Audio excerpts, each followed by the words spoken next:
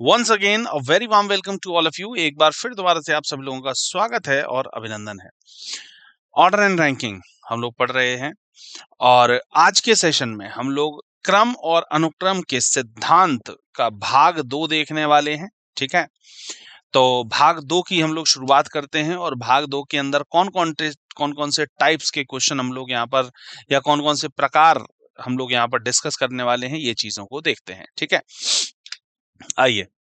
तो सबसे पहले यहाँ पर इंडेक्स की अगर मैं बात करूं तो सबसे पहले यहाँ पर हमने यहाँ पर परिचय देखा। ठीक है, जो लास्ट सेशन हमारा हुआ था इससे पहले हमारा पार्ट 1 हो चुका है।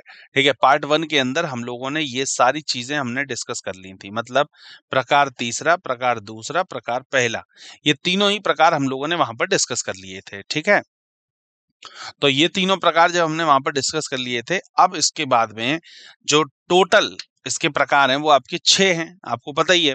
तो 6 प्रकार के अंदर 3 हमने वहां डिस्कस कर लिए थे, 3 हम लोग आज के वीडियो में डिस्कस करने वाले हैं। 5.1.1 प्रकार 4, प्रकार 5 और प्रकार 6, ये हम लोग डिस्कस करने वाले हैं आज के सेशन में। ठीक है, तो आज के सेशन में हम लोग प्रकार 4 जो है वो है अनुपात पर आधारित। ठीक है, इसको डिस्कस करेंगे। प्रकार 5 जो है वो है अधिकतम और न्यूनतम पर आधारित, ध्यान रखिएगा। और फिर उसके बाद में है तुलनात्मक प्रश्न, जो तुलनात्मक वाले होते हैं वजन और ऊंचाई के आधार पे या अंक के आधार पे या आय के आधार पे अलग अलग लोगों को डिफरेंशिएट कर देते हैं कि जैसे ये इसकी इससे इनकम ज्यादा है, उसकी उससे इनकम कम है, तो एक पर्टिकुलर एक सीक्वेंस निकल के आता है, उसी सीक्वेंस से हमसे कोई ना कोई क्वेश्चन पूछता है और उसी का हम लोगों को आंसर करना होता है। ठीक है, तो ये तीनों टाइप्स आज जो हैं ये सारे के सारे हम लोग आज यहाँ पर देखने वाले हैं पर्टिकुलर इस वीडियो में। डिस्क्लेमर, अस्वीकरण। हमारे स्लाइड डेक में उपयोग की गई किसी भी छवियां केवल शैक्षिक उद्देश्यों के लिए हैं। हम इन छवियों के मूल रचनाकारों और मालिकों के बौद्धिक संपदा अधिकारों का सम्मान करते हैं। यदि आप इस डेक में उपयोग की गई किसी भी छवि के मालिक हैं और कोई चिंता या समस्या है तो कृपया करके हमें sathi@iitk.ac.in पर हमसे संपर्क करें, हम छवियां हटा देंगे। Thank you so much. तो टाइप 4 हम लोग यहाँ पर डिस्कस करने वाले हैं रेशियो बेस्ड क्वेश्चन का। ठीक है, तो टाइप 4 के अंदर क्वेश्चन क्या बोल रहा है, आइए जरा इस क्वेश्चन को पढ़ते हैं, इसी से हम लोग टाइप को समझ लेंगे। देखिए, एक कक्षा में कुल 60 छात्र हैं, बोला गया था एक कक्षा में कुल 60 छात्र हैं। लड़कियों की तुलना में लड़कों की संख्या दुगनी होती है। लड़कियों की तुलना में लड़कों की संख्या दुगनी होती है। ठीक है, लड़कियों की तुलना में लड़के मतलब लड़की लड़का, मतलब 1:2 का रेशियो बन गया। ठीक है, और जब 1:2 का रेशियो बना तो जब 20 लड़कियां होंगी तो 40 क्या होंगे, लड़के होंगे। रेखा ऊपर से 17वें स्थान पर है और रेखा से ऊपर 9 लड़के हैं। रेखा का 17वां है और उससे ऊपर 9 लड़के ऑलरेडी बैठे हुए हैं। ज्ञात कीजिए कि पंक्ति में रेखा के बाद कितनी लड़कियां हैं। लड़कियां कितनी बैठी हैं रेखा के बाद, ये आपसे वो पूछना चाह रहा है। ये आपके ऑप्शंस दिए हैं, आइए जरा इस पर बात करते हैं। समाधान, कुल छात्रों को अनुपात में विभाजित किया जाता है। सबसे पहले टोटल स्टूडेंट जो हैं उनको अनुपात में हम लोग डिफरेंशिएट करते हैं। तो लड़की लड़का जैसे 1:2 का रेशियो बन रहा है। 1:2 के रेशियो में कि जब 1 पर क्या है, 1:2 के रेशियो में जब 60 को डिवाइड किया जाएगा तो सीधी सी बात है 20 हो जाएंगे लड़की, तब 40 हो जाएंगे लड़के। ठीक है, ये हो गया। अब इसके बाद में कुल क्या है आपके पास, 20 लड़कियां हैं। ठीक है, तो कुल 20 लड़कियां हैं आपके पास। अब बोला गया था कि रेखा ऊपर से 17वें स्थान पर है। रेखा ऊपर से 17वें स्थान पर है और रेखा से ऊपर 9 लड़के ऑलरेडी बैठे हुए हैं। ठीक है, तो अगर मैं 17 नंबर तक की बात करूं, 17 नंबर तक की, तो 17 में से अगर 9 निकाल देता हूं तो बाकी की हो जाएंगी क्या, लड़कियां। तो देखिए, तो रेखा तक 8 लड़कियां रेखा सहित भी हैं, बिल्कुल सही बात है। रेखा सहित अब तक 8 लड़कियां बैठी हुई हैं। कैसे, 17 में से 9 निकाला, कितना बचा, 8, मतलब 8 लड़कियां अब तक बैठ चुकी हैं। रेखा तक 8 लड़कियां ऑलरेडी बैठी हुई हैं। ठीक है, अब रेखा के बाद लड़कियां कितनी बैठनी है ये आपसे वो पूछना चाह रहा था। ठीक है, तो रेखा के बाद 12 लड़कियां होंगी या 12 लड़कियां बैठेंगी। क्यों, क्योंकि आपके पास टोटल कितनी थी, 20 लड़कियां। आपने यहाँ पर बिठा कितनी दी अब तक, 8 लड़कियां। तो 20 में से 8 जाता है, कितना बचता है, 20 में से 8 गया तो 12 बचता है। तो इसका मतलब इसके बाद में कितनी लड़कियां बैठेंगी, 12 लड़कियां यहाँ पर बैठने वाली हैं। ठीक है, बात समझ में आ गई, क्लियर हो गया किस तरीके से किया जाता है। रेशियो के ऊपर दिया जाएगा तो रेशियो के अंदर पहले रेशियो का ऐसे ही उत्तीर्ण का और अनुत्तीर्ण का एक क्वेश्चन आता है कि क्लास के अंदर इतने प्रतिशत बच्चा या इस रेशियो में ये बच्चा जो है वो पास हुआ है और फेल हुआ है, तो उसको भी हम यही करेंगे कि रेशियो में डिवाइड कर लेंगे नंबर ऑफ पर्सन्स के अकॉर्डिंग, और उसके बाद में जो भी उससे क्वेश्चन पूछा जाएगा उसका हम लोग आंसर कर देंगे। ठीक है, चलिए मुझे लगता है शायद रेशियो बेस्ड क्वेश्चन तो आप लोगों को क्लियर हो गया होगा। ठीक है, टाइप 4। अब आते हैं हम लोग टाइप 5 पर। टाइप 5 क्या है? टाइप 5 है maximum and minimum based question. Maximum का मतलब हो गया ज्यादा से ज्यादा और मिनिमम का मतलब हो गया कम से कम। ज्यादा से ज्यादा कम से कम के आधार पे क्वेश्चन को पूछा गया है। ठीक है, तो देखें एक पंक्ति में पहले हम लोग डिस्कस करने जा रहे हैं मैक्सिमम रूल। पहला क्या है? मैक्सिमम। पहले मैक्सिमम करेंगे फिर मिनिमम करेंगे। मैक्सिमम का मतलब ज्यादा से ज्यादा, मिनिमम का मतलब कम से कम। एक पंक्ति में जे बाएं से 7वां है और टी दाएं से 9वां है।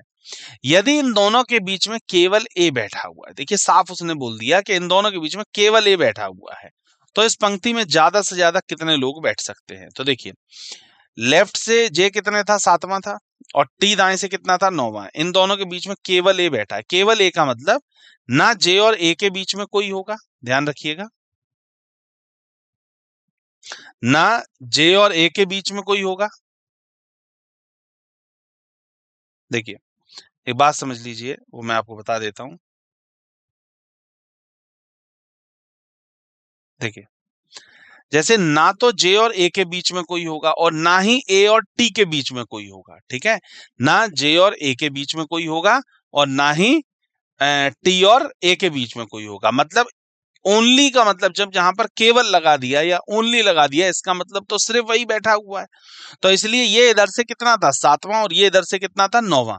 तो 9 और 7 को जोड़ करके देखिए यहां पर यही किया गया, बाएं प्लस दाएं, बाएं प्लस दाएं और प्लस ए। ठीक है, तो यही किया गया 7 प्लस 9 प्लस ए। ठीक है, तो इसका मतलब 9 और 7 कितना हो गया? 16, और 16 के अंदर एक और जोड़ा तो कितना हो गया? 17। तो मतलब इस पंक्ति के अंदर कुल लोग कितने बैठे हैं? 17 लोग इसके अंदर बैठे हुए हैं। बात समझ में आई किस तरीके से क्वेश्चन को, किस अप्रोच के साथ में क्वेश्चन को किया गया है? ठीक है, ये चीज है।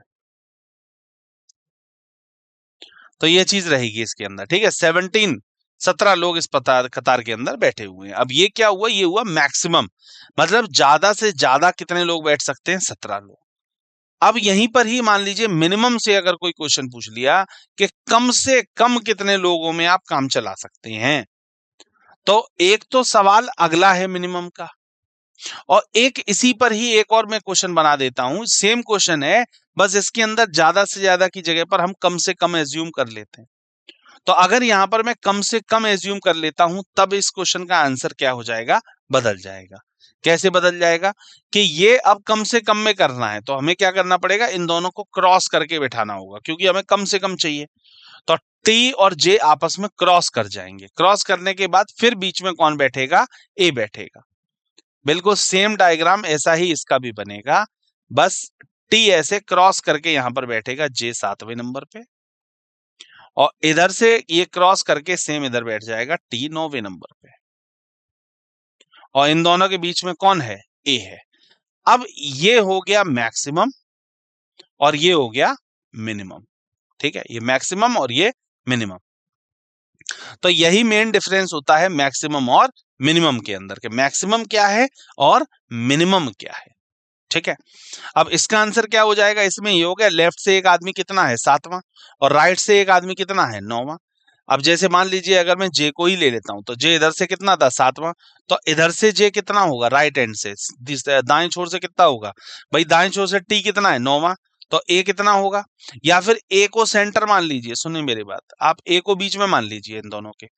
जब इधर से जे 7वां था तो इधर से ए कितने पर होगा? 6ठे पर। जब इधर से टी 9वां था तो ए इधर से कितने पर होगा? 8 पर। ए का पोजीशन दोनों तरफ से पता चल गया, तो 8 और 6 14, 14 में से ए गया 13, तो मिनिमम कितना निकल के आ गया? 13 निकल के आ गया। ठीक है, तो मिनिमम हो गया 13 और मैक्सिमम कितना आया था? मैक्सिमम आया था 17। यही होता है मिनिमम और मैक्सिमम। मिनिमम का अंदर हमें कम से कम में काम चलाना है और मैक्सिमम का अंदर हमें ज्यादा से ज्यादा में काम चलाना है। ये क्वेश्चन में आपको बताया जाएगा कि मिनिमम चाहिए उसको या फिर मैक्सिमम चाहिए उसको। ठीक है, आगे बढ़ते हैं। अब अगला क्वेश्चन क्या है? अगला क्वेश्चन मिनिमम पर ही पूछा गया। Rule number 2 minimum. ये वैसे मिनिमम वाली बात मुझे यहां बतानी थी, लेकिन वहां पर भी अच्छा क्वेश्चन दिख गया इसलिए मैंने वहीं पर बता दी। देखिए, एक पंक्ति में जे बाएं से सातवां है और टी दाएं से छठवां है। एक पंक्ति में जे बाएं से सातवां है और वो जे बाएं से सातवां है और टी जो है वो दाएं से छठवां है। यदि इन दोनों के बीच में केवल 4 व्यक्ति बैठे हुए, इन दोनों के बीच में कितने व्यक्ति बैठे हैं? 4। तो बताएं इस पंक्ति में कम से कम कुल कितने व्यक्ति बैठे हुए हैं? मतलब मिनिमम टू मिनिमम काम चलाना है।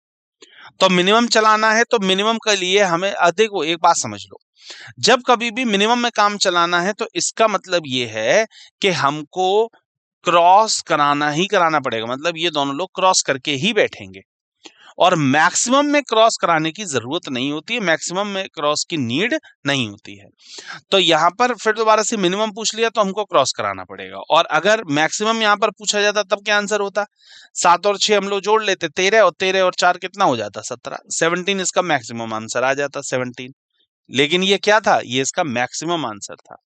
लेकिन क्वेश्चन हमसे क्या पूछ रहा है? कम से कम, मिनिमम बताइए भाई। ठीक है, तो मिनिमम के लिए क्या करना पड़ेगा? देखिए, मान लीजिए जैसे 7 पर्सन है, तो लेफ्ट से एक आदमी टी कितने पर था? 7वें पर था। मान लीजिए टी 7वें पर है, और राइट से जे जो है वो मान लीजिए 6ठे पर है। हमने ये कर दिया 6वां। बीच में कर दिए इसके कितने? हमने 4 लोग। अब ये पूछा गया था इसमें टोटल लोग कितने हैं, तो स्पष्ट रूप से देखिए, मान लेते हैं कि पंक्ति में बैठे व्यक्ति का मान 7 है, तो बाएं से 7 व्यक्ति बैठे हुए हैं और 6 व्यक्ति दाएं से बैठे हुए हैं। फिर हम प्राप्त करेंगे कि वह व्यक्ति जे और टी के बीच में 4 व्यक्ति हैं, तो स्पष्ट रूप से 7 इसके लिए सही हो जाएगा। एक बात आप इसको ऐसे भी समझ सकते हैं, अगर मैं यहाँ पर 5 लाइंस कर दूं या 7 लाइनें कर दी, 1 2 3 4 5 6 7, तो इधर से 7th नंबर पे कौन हो गया? टी हो गया। ये लीजिए, ये टी बैठा हुआ है। और इधर से 6ठे नंबर पे जे, 1 2 3 4 5 6, यहाँ पर कौन हो गया? जे हो गया। बीच में कितना है? 1 2 3 4, 4 लाइन्स हैं इन दोनों के सबके बीच में। ठीक है, तो बिल्कुल सिंपल हो गया एकदम। मतलब मिनिमम कितने लोगों की जरूरत पड़ी? केवल 7 पर्सन से हमारा काम चल गया है। ठीक है, तो क्वेश्चन की अप्रोच को समझ लीजिए किस तरीके से किया गया। ये क्वेश्चन ऐसे हुआ है और ये वाला क्वेश्चन कुछ इस तरीके से हुआ है। ठीक है, तो आशा कर सकता हूं कि मिनिमम और मैक्सिमम दोनों आप लोगों को क्लियर हो गए होंगे, और इससे पहले रेशियो वाला जो बताया गया वो भी आप लोगों को क्लियर हो गया होगा। तो टाइप 4 भी हो गया, टाइप 5 भी हो गया। अब हम लोग चल रहे हैं टाइप 6 के ऊपर, जो हमारा लास्ट टाइप है कह सकते हैं आप। तो लास्ट टाइप के ऊपर चल रहे हैं 6 टाइप पर। ठीक है, ये देखिए, कंपैरिजन बेस्ड क्वेश्चंस। ठीक है, अब कंपैरिजन का मतलब क्या हो गया? तुलनात्मक प्रश्न होते हैं ये वाले। ठीक है, यह वस्तुओं को तुलना के अनुसार व्यवस्थित करने की प्रक्रिया है। इस प्रकार के प्रश्न वस्तुओं की तुलनात्मक प्रकृति जैसे ऊंचाई, वजन, अंक, कमाई, आगमन आदि के आधार पर या आदि के अनुसार अध्ययन किए जाते हैं। यह तुलना के अनुसार वस्तुओं को व्यवस्थित करने की प्रक्रिया है। इस प्रकार के प्रश्नों का अध्ययन वस्तुओं की तुलनात्मक प्रकृति जैसे ऊंचाई, वजन, अंक, आय और आगमन आदि के अनुसार किया जाता है। ठीक है, इस प्रकार के प्रश्नों को कुछ संभावित इसके आरेख बनते हैं। वो क्या आरेख हैं? जैसे मान लीजिए बोला गया कि राम से छोटा श्याम है, श्याम से छोटा राधा है, राधा से छोटा मोहन है, और मोहन से छोटे कृष्णा है। तो कुछ एक तो डायग्राम आपको, पहला एग्जाम्पल तो ये बनता है संभावित डायग्राम, और एक आप डायग्राम इसी तरीके का, मतलब अगर यही ऐसे में ना बनाना चाहे तो ऐसे ही बना। देखिए, मान लीजिए बोला गया कि राम सबसे बड़ा है, तो राम अगर सबसे बड़ा है तो सबसे ऊपर है, कृष्णा सबसे छोटा है तो वो सबसे नीचे है। ऐसे यहाँ पर है, राम सबसे बड़ा है तो इसका मतलब राम सबसे पहले इधर आकर के और उनकी तरफ ऐसे मुंह खोला जाए। भाई सीधी सी बात है, जो चीज बड़ी होती है उसकी तरफ इसका ये जो पार्ट होता है वो ओपन रहता है, और जो चीज छोटी होती है उसकी तरफ पार्ट जो होता है वो इसका बंद रहता है। ठीक है, पर्टिकुलर सिंबल का। ठीक है, तो सबसे बड़ा राम, राम से छोटा श्याम, श्याम से छोटा राधा, राधा से छोटे मोहन और मोहन से छोटा कृष्णा। तो सीक्वेंस वही है जो वहां पर था, वही सीक्वेंस यहाँ पर है, लेकिन ये दो अलग अलग तरीके के डायग्राम बनते हैं। कुछ बच्चों को ऊपर वाला समझ में आता है, कुछ बच्चों को नीचे वाला समझ में आता है, तो दोनों ही डायग्राम हम बता देते हैं ताकि आपको किसी भी तरीके का कंफ्यूजन ना हो और आप अपनी स्वेच्छा के अनुसार जो आपको अच्छा लगता हो, जो आपको इजीली समझ में आता हो, जिसमें आप कंफर्टेबल हो, आप उस डायग्राम को यहाँ पर अपना सकते हैं। इन आरेख में राम शीर्ष पर है और कृष्णा नीचे है। बिल्कुल सही बात है, इसमें भी देखिए राम ऊपर है, कृष्णा नीचे है, राम ऊपर है, कृष्णा नीचे। इस तरीके से ये आपका डायग्राम बन जाता है। ठीक है, चलिए आइए जरा क्वेश्चन पर जरा हम लोग बात करते हैं। बोला गया था कंपैरिजन बेस्ड क्वेश्चन का पहला टाइप आप कह सकते हैं इसको, टाइप फर्स्ट, ठीक है, या फर्स्ट रूल कह सकते हैं। ABCD में B A और C से भारी है। B जो है A और C से भारी है, लेकिन C उससे लंबा है। D C जितना लंबा नहीं है, जबकि A C से छोटा है। C A जितना भारी नहीं है, D B से भारी है, लेकिन उससे छोटा है। सबसे भारी कौन है? आइए जरा इसमें बात करते हैं, देखें क्वेश्चन को। देखिए स्पष्ट रूप से यहां पर बोला गया था कि B is heavier then A। B जो है पहली वाली लाइन के अंदर कि B जो है वो क्या है, B हैवियर है, बड़ा हैवियर है, भारी है, किससे? A और C से। तो देखिए B बड़ा है किससे? A और C से। ये हो गई पहली लाइन का सॉल्यूशन। दूसरा क्या बोला गया? D is not as heavier as C। D C जितना हैवी नहीं है, ठीक है, तो D जो है वो C जितना हैवी नहीं है। While A is heavier than C, लेकिन A जो है वो C से क्या है? ज्यादा वजनदार है। ठीक है, तो A क्या है? C से ज्यादा वजनदार है। ये हमको सेकंड यहां से पता चल रहा है। ठीक है, इसके बाद D is heavier than B। D जो है वो बड़ा है किससे? B से है। तो स्पष्ट रूप से हमारे पास यहाँ पर जो डायग्राम निकल के आता है वो कुछ इस तरीके से आता है कि D बड़ा है, फिर उसके बाद क्या है? B है, फिर कौन है? A है, और उसके बाद कौन है? C है। ठीक है, अब यहां पर क्वेश्चन क्या पूछा गया था? सबसे भारी कौन है, सबसे बड़ा कौन है? तो स्पष्ट रूप से D जो है वो ABCD के अंदर सबसे ज्यादा भारी हो जाता है। ठीक है, हाँ, तो ये इस तरीके के क्वेश्चन को किया जाता है। या तो आप इसको लंबवत तरीके से कर सकते हैं। अब जैसे इसी को मैं लंबवत तरीके से अगर मैं करूं तो वो कैसे होता है? B is heavier then A। A and C, मतलब A और C दोनों से ही हैवी कौन है? B है। ठीक है, D is not as heavier as C। D जो है वो C जितना हैवी नहीं है, मतलब D जो होगा heavier, D is not as heavier as C। While A is heavier than C। A जो है वो C से ज्यादा हैवियर है। A is heavier than C, मतलब A C नीचे आएगा, ये एंड C यहां से हटा दीजिए। D is heavier then B। D जो है वो B से भी हैवियर है, तो मतलब ये आपका सबसे ऊपर चला गया, तो DBAC ये बना। तो आप इसको ऐसे लंबे में भी बना सकते हैं, और आप ऐसे जो ये ओपन माउथ वाला जो ऑप्शन होता है, या इसको हम लोग कहते हैं सिंबल वाला, इसका अकॉर्डिंग भी आप इसको कर सकते हैं। तो दोनों ही डायग्राम आपके सामने हैं, जिसमें आप सुटेबल हो आप उस डायग्राम के अकॉर्डिंग चल सकते हैं, क्वेश्चन को सॉल्व कर सकते हैं। ठीक है, अगला जो आ रहा है वो इसी के अंदर सेकंड आ रहा है। वो सेकंड टाइप क्या है, आइए उसको समझते हैं। रूल 2, एक सीढ़ी पर 7 व्यक्ति खड़े हुए हैं, ABCDEFG। 7 व्यक्ति खड़े हुए एक सीढ़ी पर, कोई भी लैडर थी, सीढ़ी थी, उस पर 7 व्यक्ति खड़े हुए थे, परंतु उसी क्रम में नहीं है। अब जैसे ये ABCDEFG दिया हुआ है, इसी क्रम में लगातार नहीं खड़े हुए हैं, आगे पीछे खड़े हुए हैं। ठीक है, अब बोला गया था A E से ऊपर है परंतु C से नीचे है, B मध्य में है, G A तथा B के बीच में है, E B तथा F के बीच में है। अगर F E तथा D के बीच में है तो सीढ़ी के सबसे नीचे कौन खड़ा है, ये आपसे वो पूछना चाह रहा है। ठीक है, आइए जरा इस क्वेश्चन पर बात करते हैं। सबसे पहले बोला गया था A E से ऊपर है, A E से ऊपर है परंतु C से नीचे है। देखिए यहां पर आते हैं फर्स्ट वाले इस पर, A जो है E से तो ऊपर है, एरोज देखिए, A जो है E से ऊपर है परंतु C से नीचे है। ठीक है, अब कितना नीचे है ये नहीं पता, लेकिन इससे नीचे है। ठीक है, इसके बाद बोला गया B मध्य में है, बी इज इन मिडिल, तो सेकंड वाले में क्या बोला गया, बी बीच में है, ठीक है। बीच का मतलब ये हो गया कि बी से 3 लोग ऊपर होंगे और बी से 3 ही लोग नीचे होंगे। आगे बोला गया था जी ए तथा बी के बीच में है। जी जो है वो ए और बी के बीच में है, तो यहाँ पर देखिए दो कंडीशन बन सकती हैं, या तो ए बी होगा या बी ए होगा, ठीक है। मतलब बहरहाल ये चीज है कि जी से और जी जो है वो ए और बी के बीच में होगा। अब ए ऊपर भी हो सकता है, ए नीचे भी हो सकता है, बी ऊपर भी हो सकता है और नीचे भी हो सकता है। तो थर्ड आपके सामने ये कंडीशन बन रही है। ई बी तथा एफ के बीच में है। अब ई जो है वो बी और एफ के बीच में है, तो देखिए बी और एफ भी हो सकता है और एफ और बी भी हो सकता है, इसलिए हमने इसको इस तरीके से लिख दिया।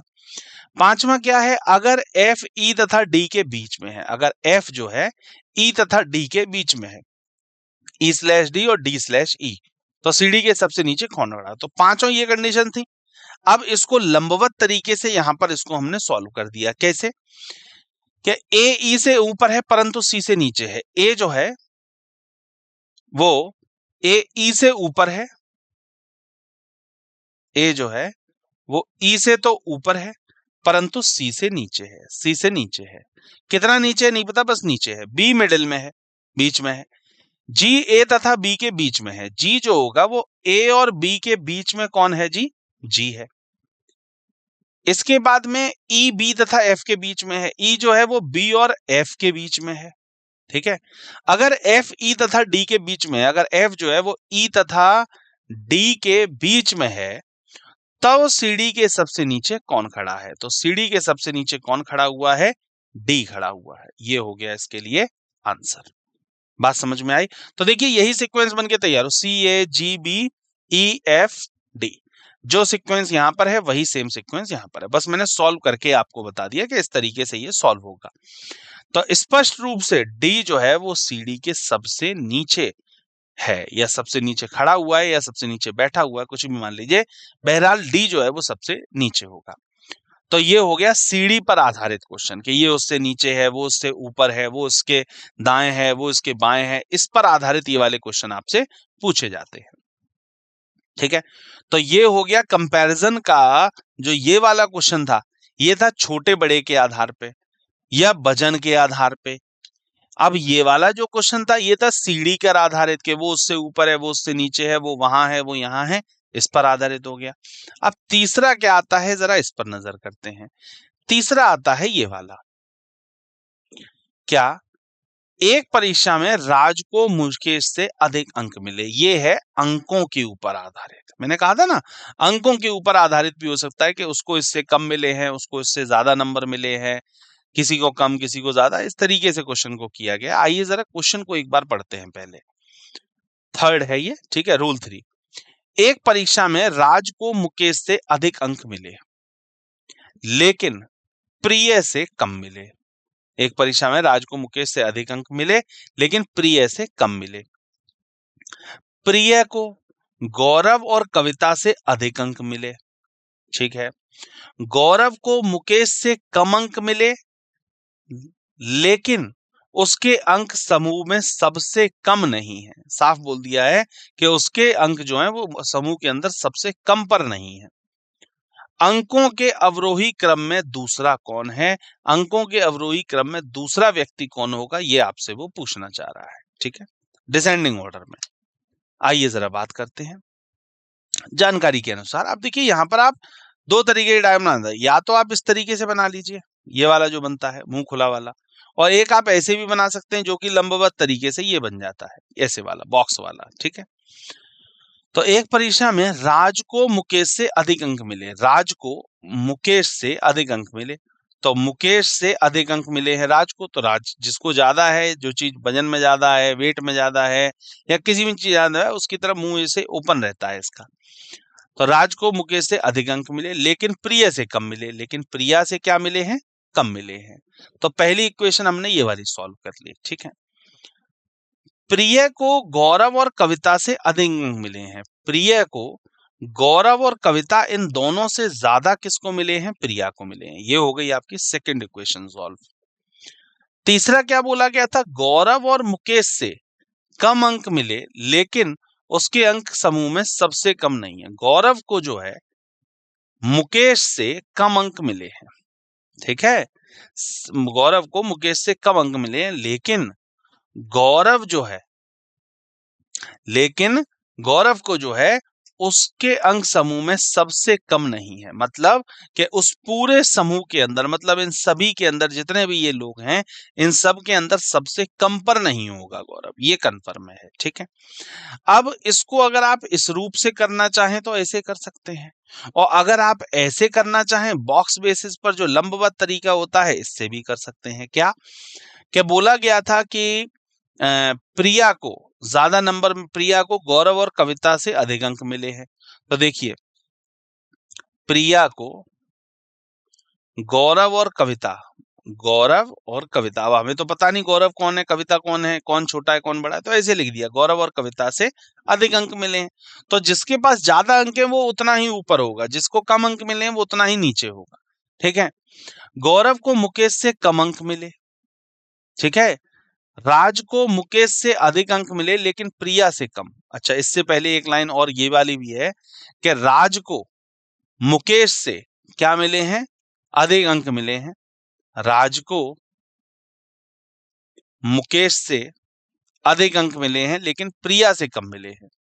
ये ठीक है, राज को मुकेश से अधिक मिला, मतलब पीआरएम बन के तैयार हो रहा है। ठीक है, इसके बाद गौरव को मुकेश से कम अंक मिले हैं। गौरव को जो है देखिए मुकेश से कम मिले हैं, तो मुकेश से नीचे रहेगा, मतलब कि ये जो पीआरएम है वो यहीं बैठेगा, पीआरएम ये इधर ही बैठ गया। ठीक है, गौरव को मुकेश से कम अंक मिले हैं लेकिन समूह में सबसे कम नहीं है।